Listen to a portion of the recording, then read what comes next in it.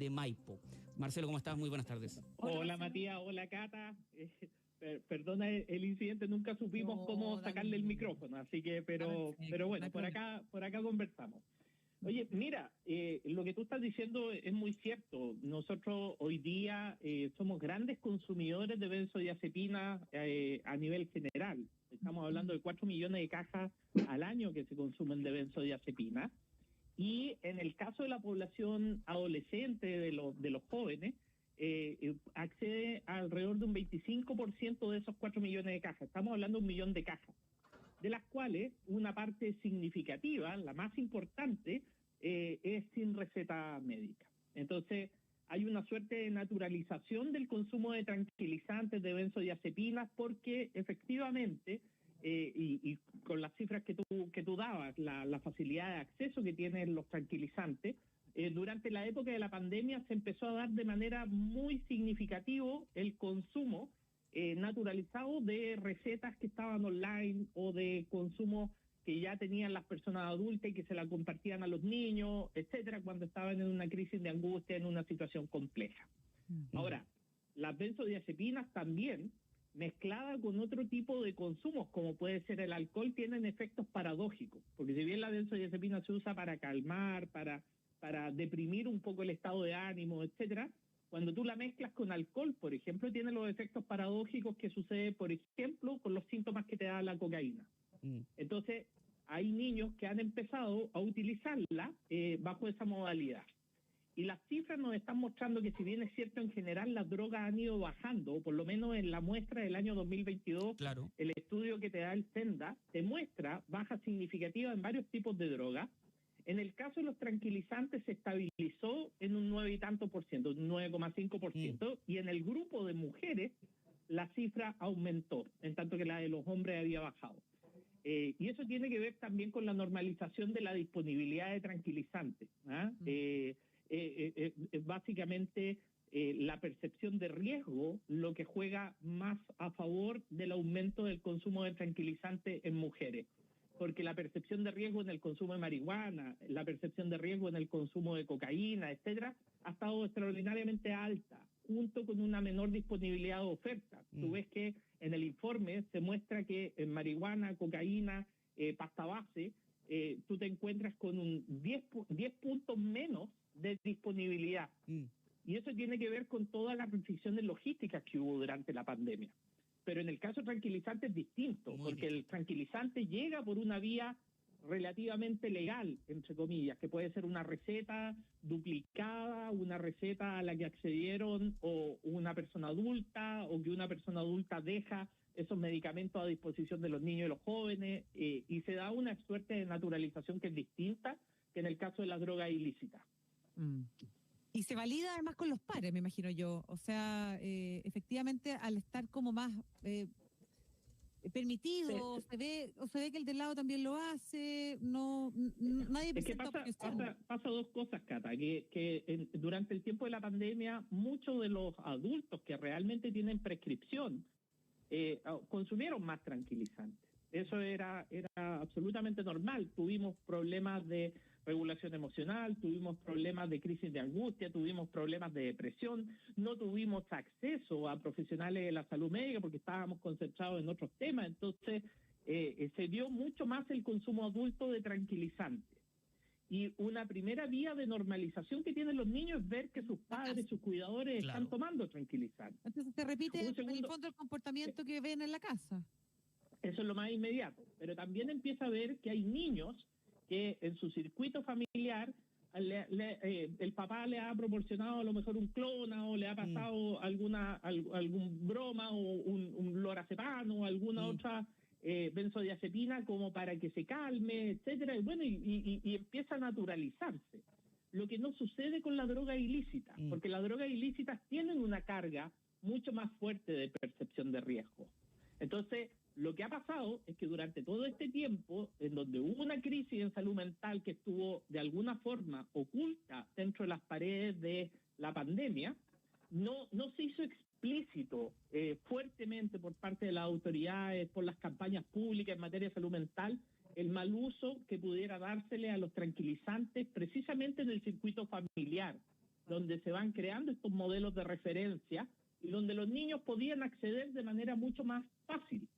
Y es lo que se empieza a ver entonces en las estadísticas de consumo en población escolar. ¿Por qué en las mujeres? Porque las mujeres, su percepción de riesgo siempre ha sido más fuerte hacia las drogas ilícitas. Y en este proceso de normalización son más sensibles a la percepción de riesgo. Si la percepción de riesgo baja, ellas tienden a consumir más. Y eso es, ¿qué es lo que deberíamos hacer contrario censo? Aumentar la percepción de riesgo.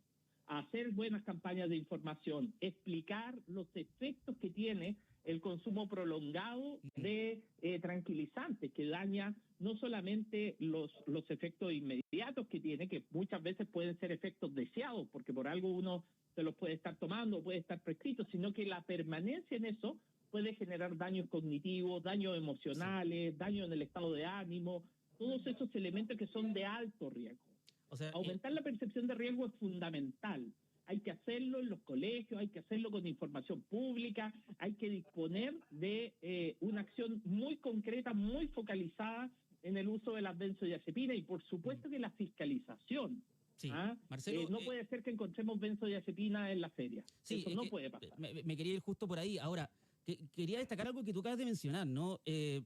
Yo ponía mi caso en específico porque no tengo ningún problema en decirlo, pero he tenido en más de una ocasión en la vida tratamiento con benzodiazepina.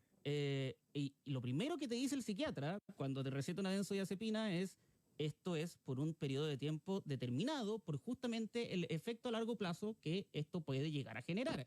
Que uno, dentro de los tantos, es la adicción, pero además, como tú bien mencionas, los problemas incluso en un adulto que puede generar el uso prolongado de benzodiazepina son bien conocidos, ¿no? Y cualquier doctor serio te los va a decir una vez que te lo tenga que recetar. Y después me quiero ir justamente entonces a por qué se ha naturalizado tanto el pasarse este tipo de medicamentos hasta el punto en donde no exista una fiscalización tal que pueda evitar que lo encuentres en una feria, que lo puedas comprar en alguna farmacia derechamente sin recetas, como muestra justamente este estudio, o como también ha pasado lamentablemente, que es el tráfico de recetas, ¿no? Que alguien le pida a alguien: oye, dame una receta para un clonazepam, para un lorazepam, etcétera, claro. Y así la persona termina yendo a cualquier farmacia y se consigue una.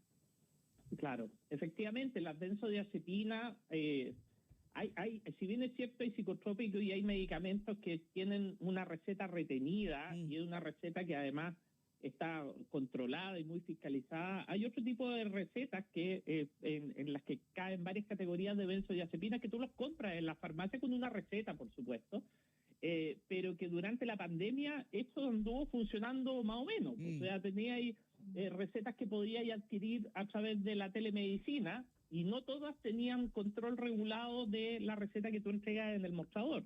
Y que se le hace un seguimiento, se le hace un control, se le hace una fiscalización. Tú no tienes tampoco la capacidad de fiscalizar una distribución que es increíblemente alta, como la que veníamos conversando, 4 millones de cajas al año.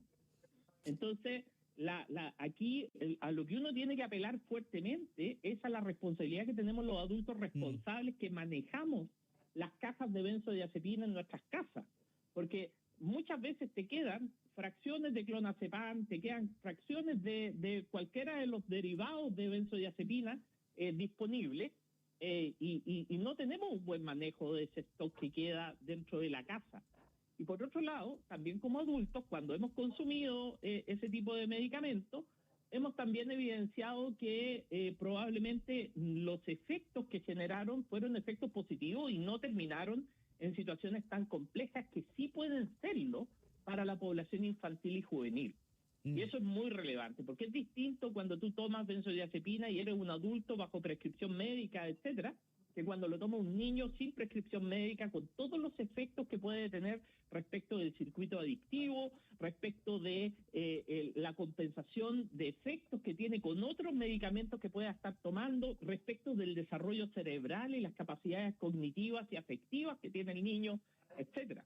Por lo tanto, aquí hay una responsabilidad muy grande de los adultos que disponen o que pueden acceder a este tipo de medicamentos en el control y el manejo de ellos y en transmitir la percepción de riesgo que tiene el mal uso, el uso inadecuado, no controlado de estos medicamentos en población infantil y juvenil. Por supuesto, como cualquier sustancia, si ya es dura o grave los efectos que pueden tener en adultos, en poblaciones que están en una etapa de formación, sobre todo pensando en alumnos entre octavo a cuarto medio, es particularmente grave lo que puede tener justamente los efectos del uso prolongado de este tipo de tranquilizantes, y es aún más grave, como bien tú dices, lo que se ha normalizado este tipo de acceso a estos medicamentos y lo poco que hemos hecho para ponernos al día en la fiscalización necesaria para volver justamente a regularlo de la manera en que hay que hacerlo. Marcelo Sánchez, gerente general de la Fundación San Carlos de Maipo, temón, y probablemente vamos a encontrar tiempo para seguir profundizando en este y otros temas. Mientras tanto, te queremos desear unas muy buenas tardes. Que te vaya bien. Muchas gracias, Matías. Muchas gracias, Cata. Que estés muy bien. Adiós. Chao. Adiós. 1 de la tarde con 2 minutos.